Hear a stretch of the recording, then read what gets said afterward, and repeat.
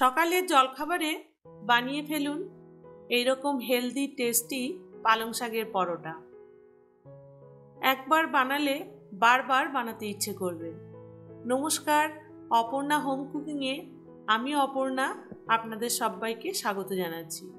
চলুন রেসিপিটি শুরু করা যাক। পালং শাকের পরোটা বানানোর জন্য প্রথমে পালং শাকটা রেডি করে নিতে হবে। পালং শাকটা ভালো করে ধুয়ে বেছে আগে রেডি করে রেখেছিলাম। একটি কড়াইয়ে গরম জল বসিয়ে প্রথমে শাকটা একটুখানি সেদ্ধ করে নিতে হবে। বেশিক্ষণ নয়, 1 মিনিটের জন্য একটু সেদ্ধ করে নিতে হবে। 1 মিনিট পর পালং শাকটা জলের থেকে তুলে একটু ঠান্ডা করে নিতে হবে। তারপর মিক্সির বাটিতে এটার একটা পেস্ট বানিয়ে নিতে হবে। মিক্সির বাটির মধ্যে সেদ্ধ পালং শাকটা দিয়ে দিচ্ছি 4টে কাঁচা লঙ্কা, কয়েক টুকরো আদা আর 1 মুঠো ফ্রেশ ধনেপাতা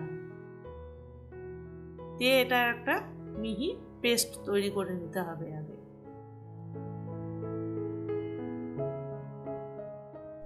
পেস্টটি তৈরি হয়ে গেছে, দেখুন এরকম মিহি পেস্ট তৈরি করে নিতে হবে। এবারে আটাটা রেডি করে নিতে হবে। প্রথমে আমি 2 কাপ আটা নিয়েছি, তার মধ্যে স্বাদ অনুযায়ী অল্প লবণ দিলাম আর দিয়ে দিচ্ছি 1/2 টিস্পুন জোয়ান। জোয়ানটা একটু হাতের মধ্যে ঘষে দিলে সেন্টটা খুব ভালো হয়।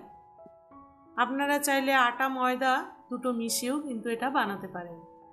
অল্প সামান্য সাদা তেল দিয়ে দিলাম। খুব ভালো করে তেল, লবণ আর জোয়ানটা মিশিয়ে নিয়ে যে পালং শাকের যে পেস্টটা বানিয়ে রেখেছিলাম সেটা অল্প অল্প করে দিয়ে আটার ডোটা তৈরি করতে হবে। এর মধ্যে কোনো জল ব্যবহার করা যাবে না। এই পালং শাকের পেস্ট দিয়েই আটার ডোটা তৈরি করতে হবে।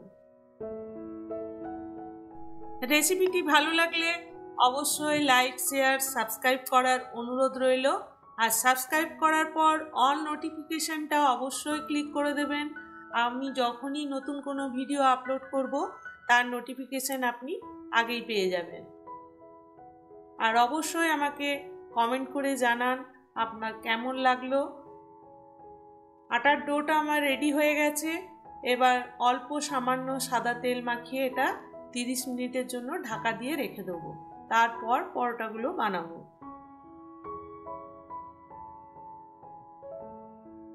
30 মিনিট পর ফিরে এলাম। আটার ডোটা আবারও একটু ভালো করে মেখে নিতে হবে। দিয়ে লেচি কেটে নিচ্ছি। আমি একটু বড় সাইজেরই লেচি কাটলাম। আপনি আপনার পছন্দ মতো লেচিটা কেটে নেবেন। এবারে পরোটাগুলো বেলে নিতে হবে। যেভাবে আমরা রুটি বেলি সিম্পল সেভাবেই পরোটাগুলো বেলে নিতে হবে। অল্প একটু গুঁড়ো আটা ছড়িয়ে পরোটাগুলো এভাবে বেলে নিতে হবে। পরোটাটা দেখুন আমার সুন্দর বেলা হয়ে গেছে। এর থেকে বেশি পাতলা বেলার দরকার নেই। এভাবে বেলে নিতে হবে, কিংবা আপনারা চাইলে চৌকো করেও বেলে নিতে পারেন। তাওয়া বসিয়ে দিয়ে পরোটাগুলো প্রথমে আগে শুকনো তাওয়াতে ভালো করে এপিট ওপিট সেঁকে নিতে হবে।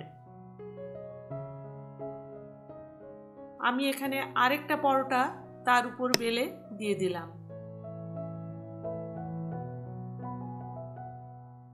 একসঙ্গে 3-4টে পরোটা ভেজে নিতে পারবেন।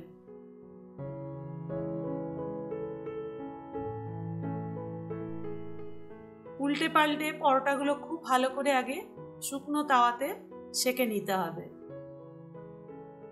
এইভাবে সেঁকা হয়ে গেলে পরে তারপর তেল বা ঘি দিয়ে পরোটাটা ভালো করে ভেজে নিতে হবে।